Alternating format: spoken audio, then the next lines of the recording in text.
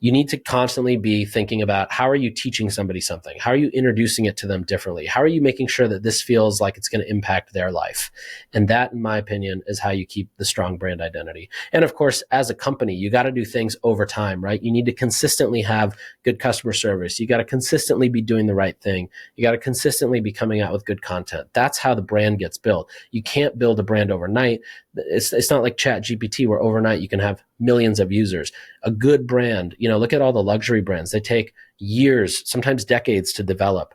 And that's another reason why sometimes venture is not a great fit for consumer brands, because you can't just build brand affinity overnight. It's something that requires repetition and doing the right thing over and over and over again. Welcome to Limited Supply, the place for refreshingly real takes on what D2C is really like. I'm your host, Nick Sharma. Let's start talking about money. I'm so excited to take a second and talk about this season's sponsor, Motion. If you don't already use it, Motion is a SaaS tool that launched 3 years ago. I even invested in the company pre-launch just based on how they were thinking about creative analytics. Today, Motion's a no-brainer tool to use in your marketing stack. Yes, it's creative analytics. Yes, it lets you track your competitors' ads. Yes, it has the most beautiful UX and UI to report your ad performance. But let me tell you how people at Sharma Brands describe Motion. So I asked my team in Slack, why do you like Motion? And here were the answers. The first reply says, it's really moldable. You can use it for high-level, more creative-driven analytics, or get really granular into the media buying analytics and data. It's a super accessible platform for all use cases, and I think it brings our creative and paid teams together. The second reply says it unites everyone, agency and client, creative and paid, founder and marketer. It's so dang easy to understand that everyone really can grip performance and speak the same growth language. The third reply says, I love being able to reference prior campaigns using their filters, and I love that we can use data from the past to make educated decisions on future content.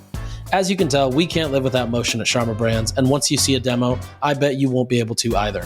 Visit motionapp.com to get 50% off your first month when you mention Limited Supply to their sales team.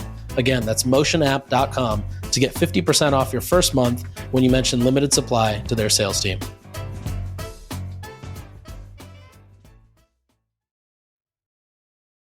All right, guys, welcome back to Limited Supply. This is the end of the year part of the season. So I hope Black Friday, Cyber Monday was good to you.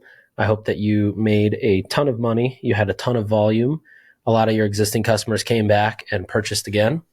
And for today's episode, we're actually going to do something a little bit different. So we were supposed to have an ex-founder who sold his company for hundreds of millions of dollars and has started a new one on.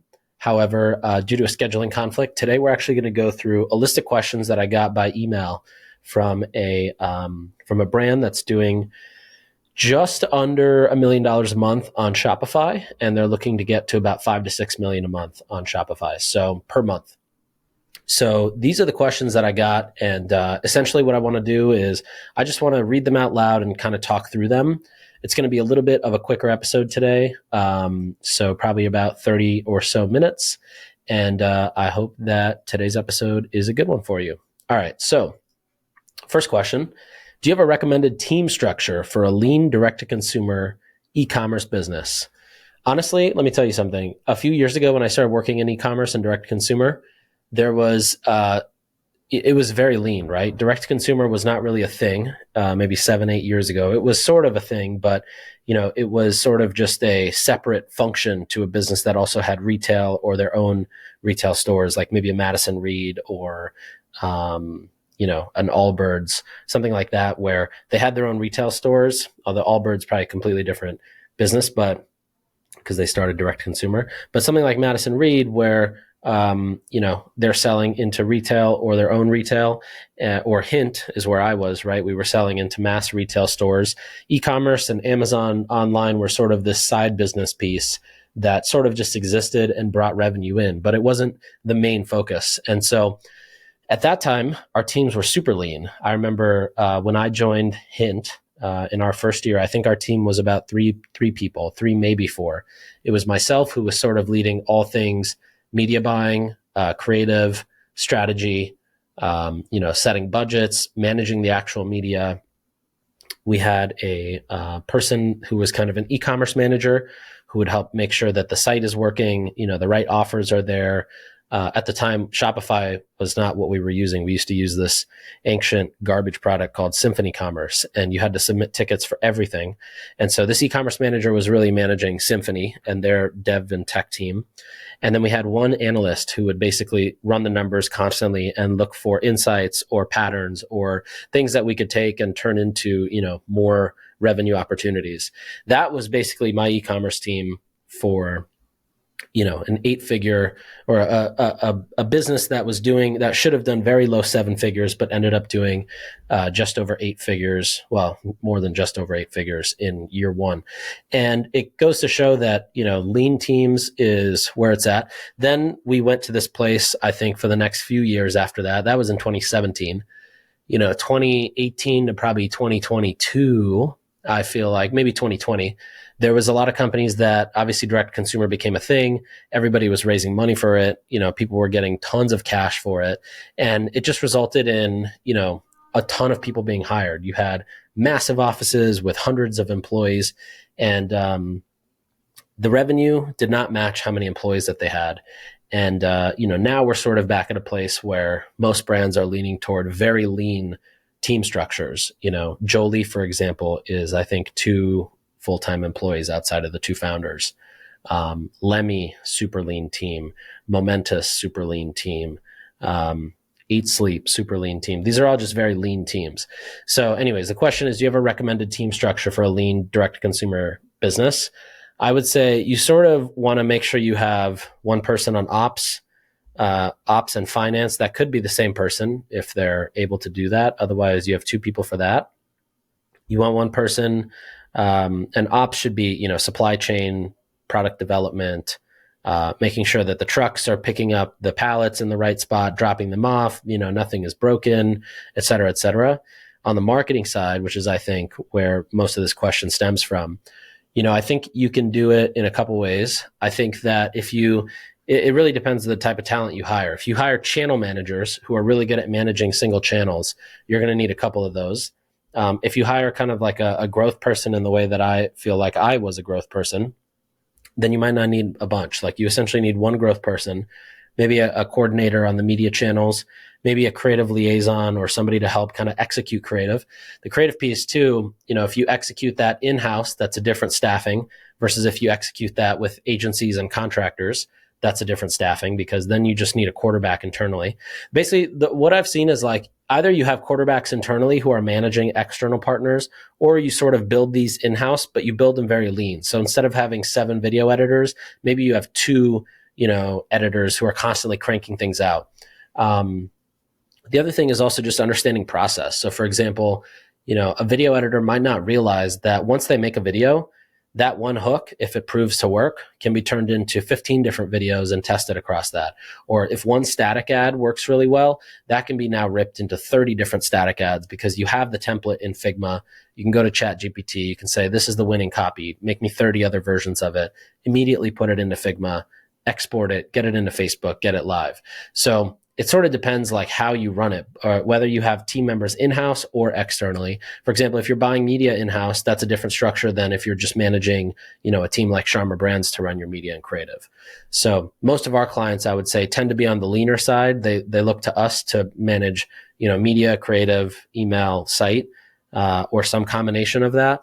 And internally, they more so focus on finance, ops, product development, and sort of brand marketing. Personally, I think that's the best kind of setup, because things like finance and product development and brand marketing, those should actually be done in-house for sure. But the things like growth marketing and, merchandising and offer testing and things of that nature, you sort of want to be able to leverage data from, like, for example, our other clients or other accounts that I see or that my team sees. So anyways, all that to say, I think lean is the way to go. And if I were doing this today, I would definitely stay lean. I think Jolie, for example, did a phenomenal job. A bunch of the other companies I mentioned too, where you stay super lean internally and sort of leverage different agencies or vendors, contractors, freelancers for everything externally. Next question is, what percentage of revenue should ideally come from each channel? For example, organic, paid, email, referrals, returning customers, etc.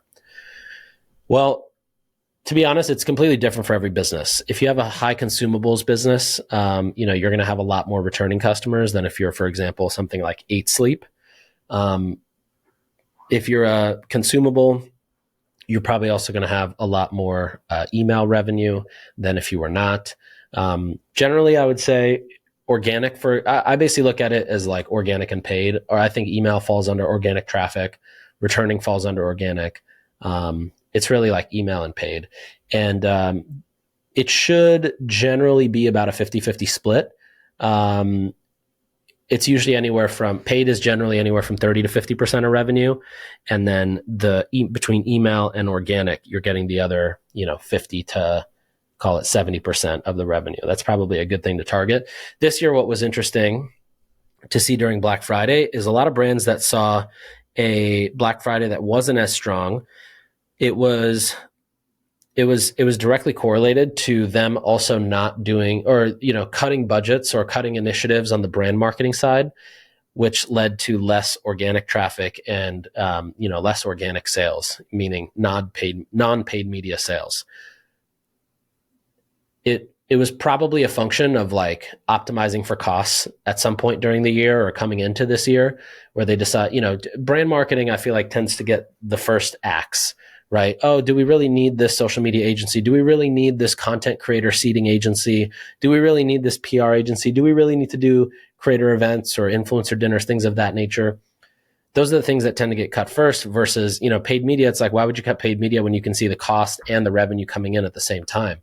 So a lot of brands that ended up cutting that definitely saw that their organic traffic died a lot this year. And for some of the brands where it was really one main one where I saw, they had a Black Friday that was less impactful than last year.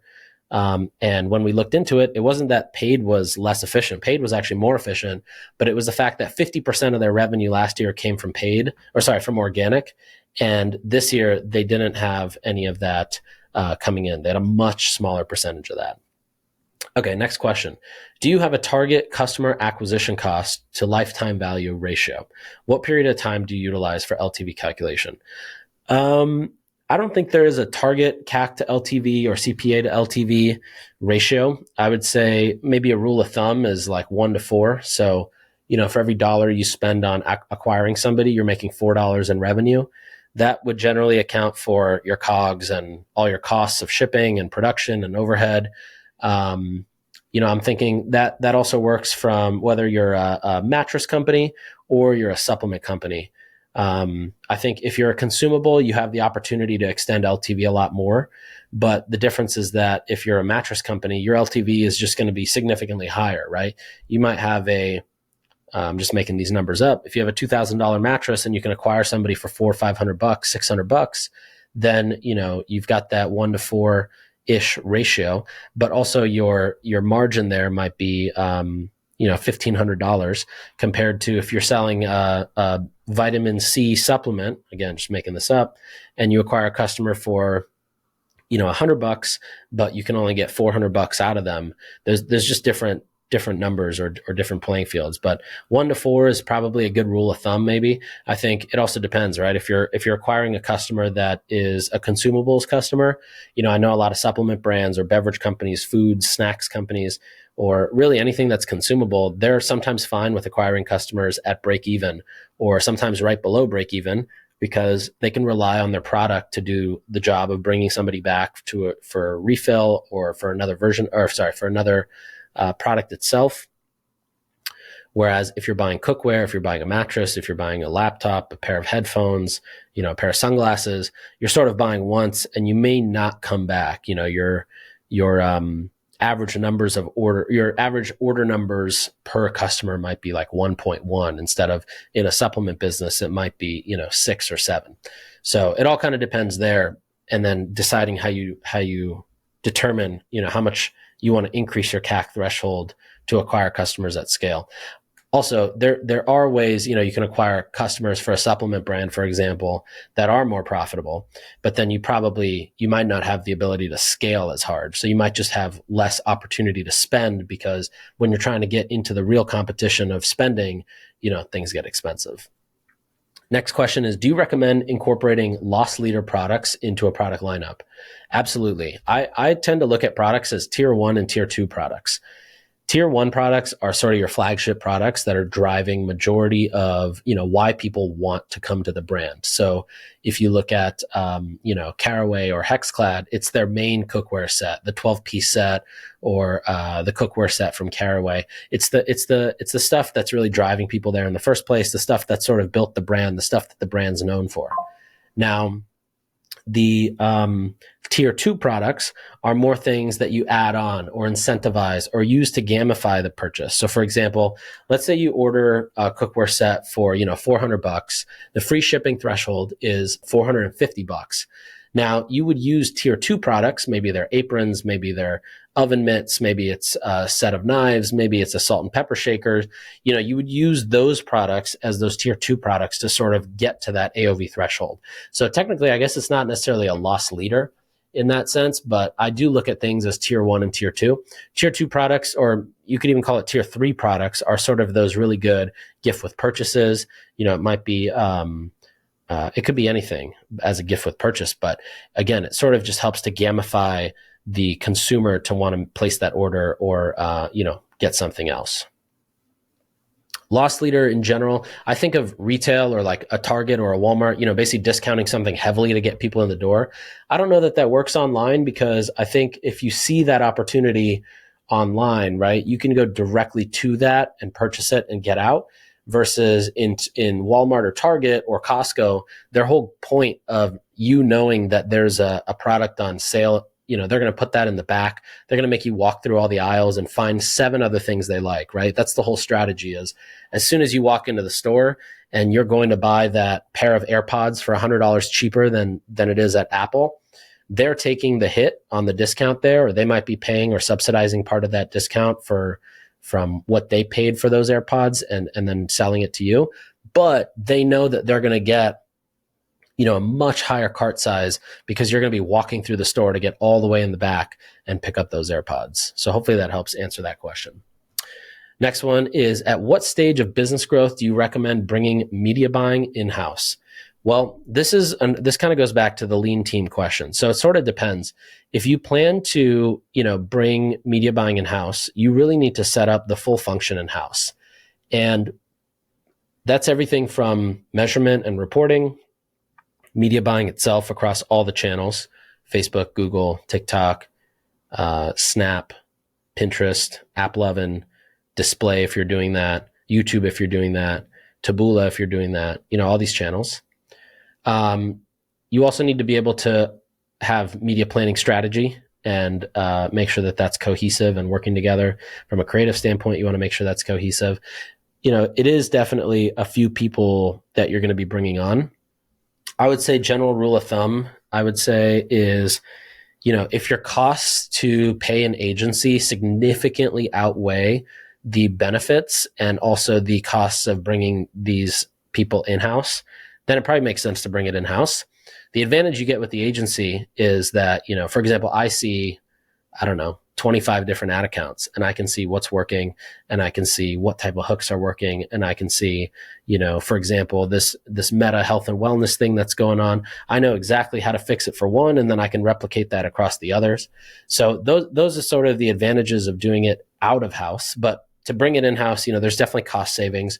A lot of the big performance marketing brands tend to bring it in-house. A lot of them too will have, I actually learned this from Mike Miller, who's a really senior growth person. He will basically test channels with agencies up into a certain point. So essentially where it becomes too expensive to keep running it with the agency, and then bring it in-house. And I think that that's a great way to do it too, because you sort of get the learnings and the understanding of how somebody does it before you end up bringing it in-house. And it's not really, you're not tricking anybody, because you can be upfront about that. And we've had clients be upfront about that with us too. Like, hey, we want to work with you guys for 3 months or 6 months or 12 months. And then we want you to actually help us hire those people and bring them in-house. And so, we'll get them going, essentially start the car, get it going. And then as we sort of hand the keys over, we'll go out and find them talent, help them interview, and bring them in-house, train them up, et cetera. And then they sort of take over. Whether you're spending $50,000 per month, $50,000 per week, or $50,000 per day on ads, there's one thing that you need in all those scenarios. It's creative analytics that help you understand what's working and driving more revenue. With Motion, their software makes it so stupid simple to see what is performing, what is missing the mark, and what you should continue to double down on. With Motion, their software makes it so stupid simple to see what's performing, what's missing the mark, and what you should continue to double down on. Motion reports are also the only reports I've ever been able to send to a brand CEO or CMO, but also to the performance marketing team and to the creative team. Their UI makes it so easy to interface, so whatever you're looking for, you can find it or you can create custom reports for it. It's literally an idiot-proof software, and I say that as someone who gets easily confused with complex UI. I want you to try Motion because, like myself, I bet you won't be able to live without it once you try it. Go to motionapp.com, and when you talk to their sales team, mention limited supply to get 50% off your first month. Again, that's motionapp.com to get 50% off your first month when you mention limited supply to their sales team. Try it out and let me know how you like it.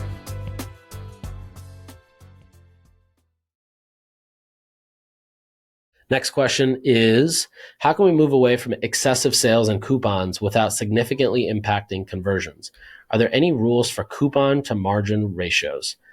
So to be honest, my philosophy here is, and I learned this from the then CFO from Hint, was basically you never discount more than what you offer your subscribers. You never want to put subscribers in a position where they feel like they don't have the best possible discount. So at the time, I believe we were 15%, maybe 20% on subscription orders you would save. And so the largest discount we could do was 10% or 15%. I think sometimes we could get away with 17%, but we would phrase that as a dollars off versus a percentage off.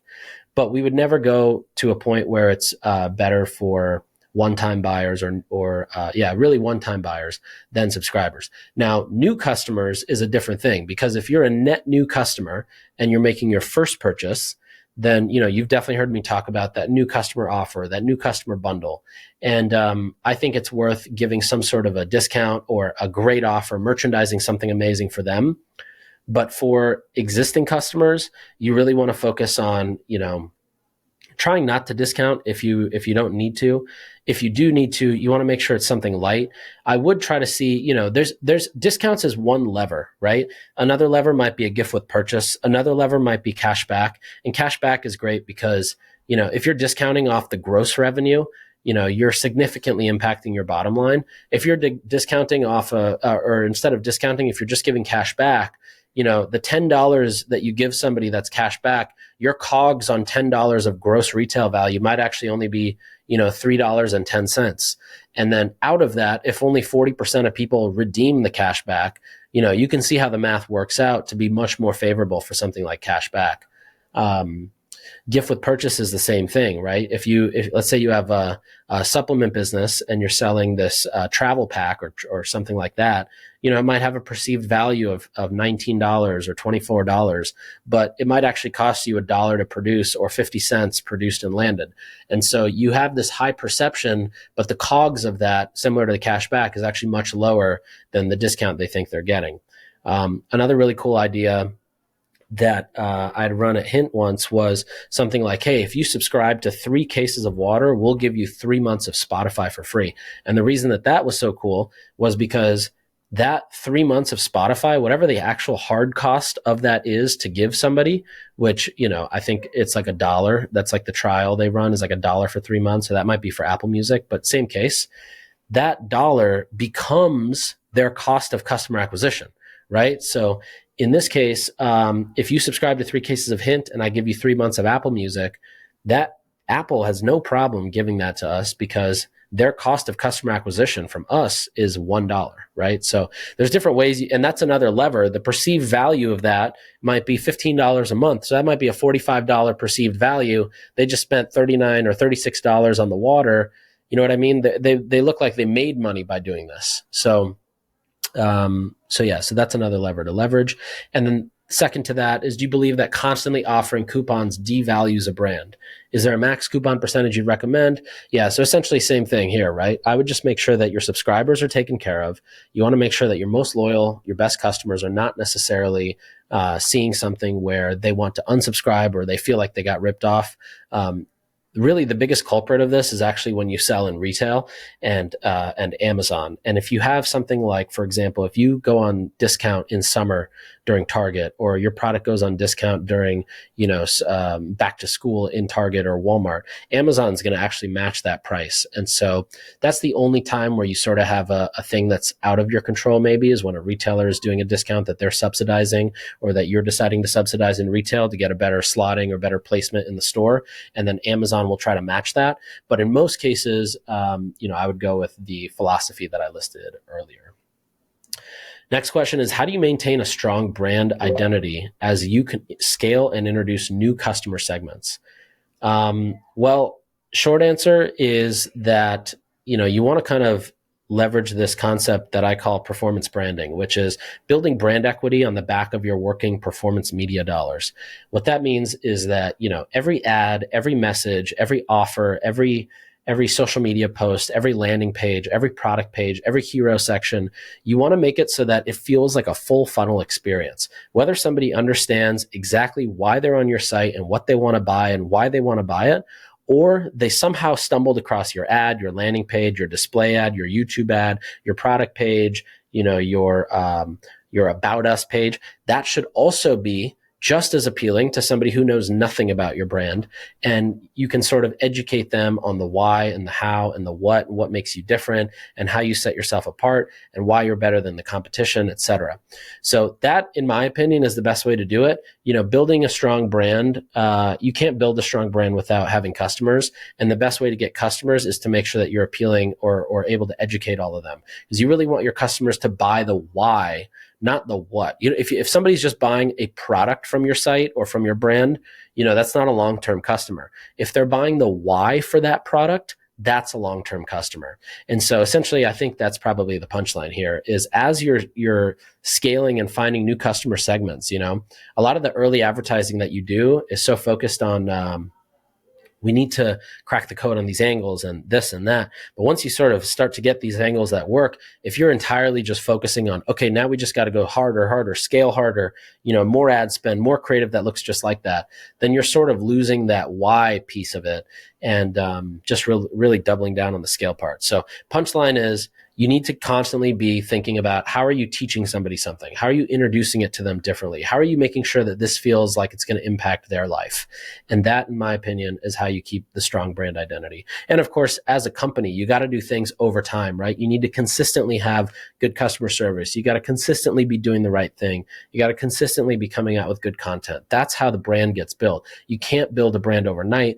It's not like ChatGPT, where overnight you can have millions of users. A good brand, look at all the luxury brands. They take years, sometimes decades to develop.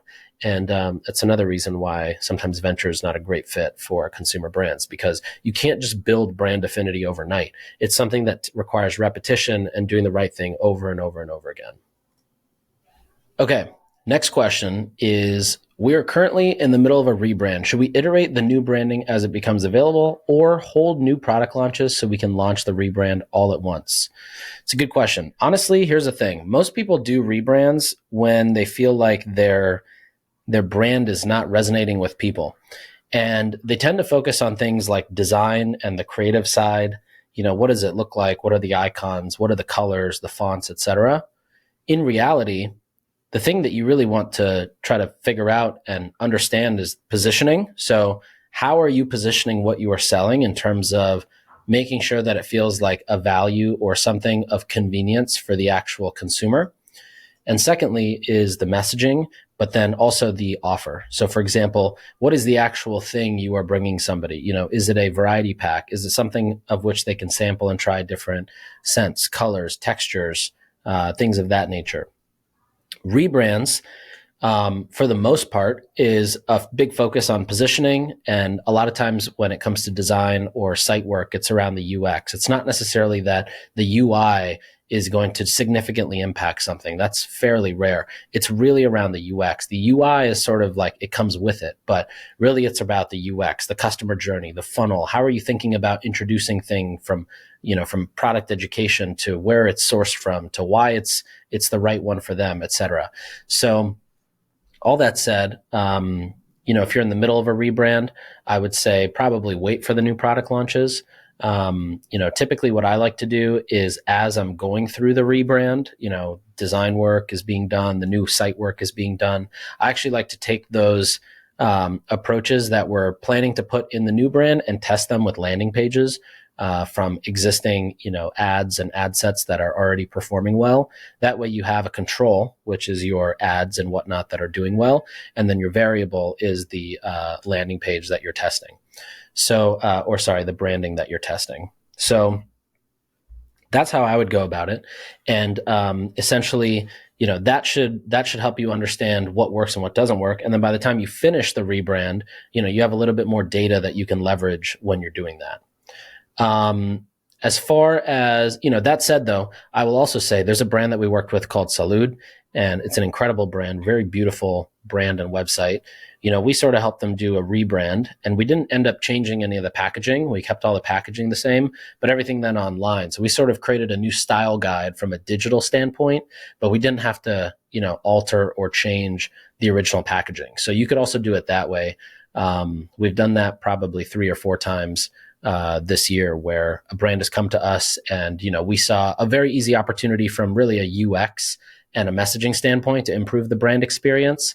And we can keep the packaging the same because we don't want you to have to go reprint all your packaging or, reprint everything. But instead, we can do that really on the site side of things. So that's probably the 2 approaches I would think about doing if I were you. Next question is, when expanding product offerings, how do you determine which products will resonate most with your current audience? Well, you could use, there's different tools like Internet Research Company or Particle. You can essentially go and see what are other companies in your space selling or what types of products are moving the fastest for them.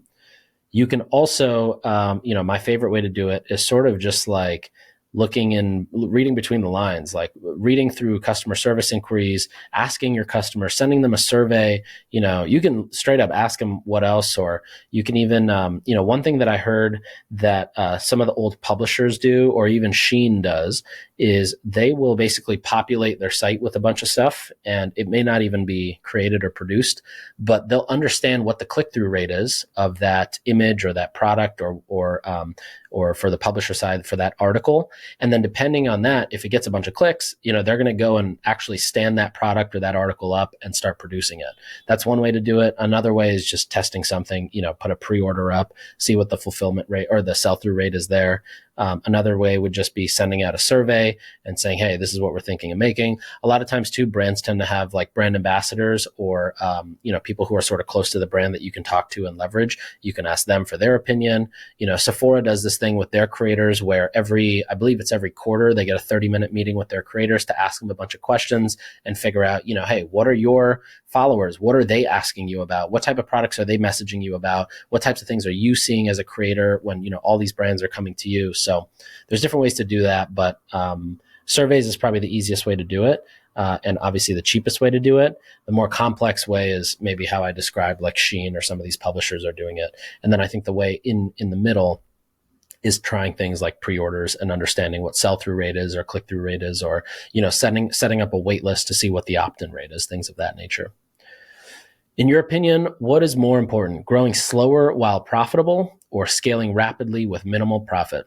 Well, there's basically, the slower while profitable, you're going to have a lot more, there's more emphasis on building a sustainable business or having cash on hand versus scaling rapidly with minimal profit. You might be at a break-even point, but you're going to have a much larger gross number. The only thing you want to make sure is that if you're scaling rapidly, a lot of people get caught up in scaling rapidly and sort of they put themselves into the mini Ponzi scheme. So they're scaling rapidly, they're acquiring a ton of new customers, but those are not customers that are sticking around. A lot of these, I don't want to call them out, but a lot of these like powder businesses, they tend to do this where, they might be 100, 200, 300, 400 million in revenue, but their retention is garbage. And so the second they stop acquiring customers in their model, the whole thing is going to collapse because there's no foundation in which, retention is being achieved here. That said, I think the first way is much better. In fact, I think there's a way to do both, right? Like typically a brand that a healthy trajectory is a very slow start, but then sort of that exponential or compounding growth as the product is a good product, the retention is high, subscription is high, LTV stays high. But for that, you also have to do the things the right way. You can't just go in and, we got a product, we got to start running ads and scaling right away. So I guess my punchline or my answer would be to grow slower while profitable. Really focus on profitability. I mean, at the end of the day, like what's the point of working so hard if there's no profit, right? You're just basically playing a video game at that point with monopoly money. Next question. What is the most common mistake you see at this stage direct-to-consumer businesses make when they're trying to scale? Well, the biggest thing I would say is not investing in the right resources. So, everything sort of needs to be proportional. If you're investing a ton into customer acquisition, you got to invest a ton into creative and retention and, LTV optimization and product development and customer service and better packaging and working with better creators. It's really just making sure you're investing in the right places versus just investing in one. And then you create this lopsided machine where, it ends up biting you much later. It doesn't mean that you can't stay lean. It just means that if you're going to put a ton of resources towards one thing, you got to make sure that you're understanding the cause and effect that has in other parts of the business, and then making sure that you're solving for that as well. So essentially make sure that, as you're building out your investment plan or your investment thesis into whatever you're doing, it's got to work across the business. It can't just work within marketing because you want to achieve 5 million in top line. There's no point in having 5 million in top line if you end up getting chargebacks and returns and customer service tickets and product quality issues. None of that is going to be worth it at the end. Those are all the questions I got for today. I hope today's episode was insightful and maybe got you to think a little bit differently about something. Also, let me know what you thought about today's episode. It was more Q&A style. I appreciate all the emails that have come in sort of giving me feedback on what you really like and also what you really don't like about the podcast, because I feel like next year I'm really going to take this, I'm going to take this podcast to the next level. In fact, we're building a studio today in our office. And so I'm really excited for that. And also excited to just be putting out more content. So please email me n@sharma.com with what you like and what you don't like, even if it's like 10 words. Don't take more than 20 seconds to do it. I would really appreciate it. Or just record a voice memo on your iPhone and email it to me. That works just as well. But I appreciate all the feedback. I hope today's episode was helpful.